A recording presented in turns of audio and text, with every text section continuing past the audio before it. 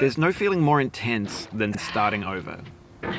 If you deleted your homework the day before it was due, as I have, or if you left your wallet at home and you have to go back after spending an hour in the commute. If you won some money at the casino and then put all your winnings on red but it came up black. If you got your best shirt dry cleaned before a wedding and then immediately dropped food on it. If you won an argument with a friend and then later discovered that they just returned to their original view. Starting over is harder than starting up. If you're not ready for that, like if you've already had a bad day, then what you're about to go through might be too much. Feel free to go away and come back. I'll be here. Alright, thanks for coming with me on this trip. I'll understand if you have to take a break at any point.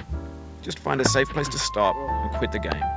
And don't worry, I'll save your progress, always, even your mistakes.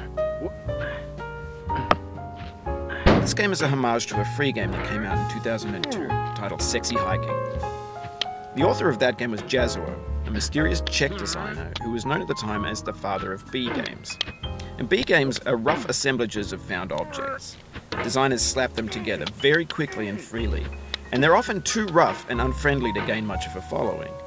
They're built more for the joy of building them than as polished products. In a certain way, Sexy Hiking is the perfect embodiment of a B game. It's built almost entirely out of found and recycled parts, and it's one of the most unusual and unfriendly games of its time.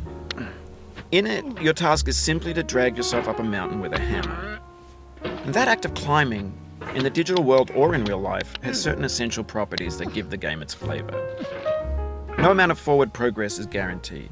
Some cliffs are too sheer or too slippery. And the player is constantly, unremittingly in danger of falling and losing everything.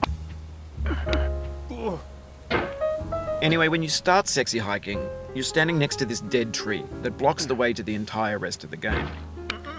It might take you an hour to get over that tree, and a lot of people never got past it. You prod and you poke at it, exploring the limits of your reach and your strength, trying to find a way up and over. And there's a sense of truth in that lack of compromise. Most obstacles in video game worlds are fake. You can be completely confident in your ability to get through them once you have the correct method or the correct equipment or just by spending enough time. In that sense, every pixelated obstacle in Sexy Hiking is real. The obstacles in Sexy Hiking are unyielding, and that makes the game uniquely frustrating. But I'm not sure Jazuo intended to make a frustrating game.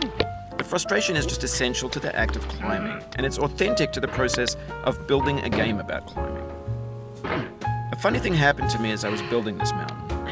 I'd have an idea for a new obstacle, and I'd build it, test it, and it would usually turn out to be unreasonably hard. But I couldn't bring myself to make it easier. It already felt like my inability to get past the new obstacle was my fault as a player rather than as a builder. Imagine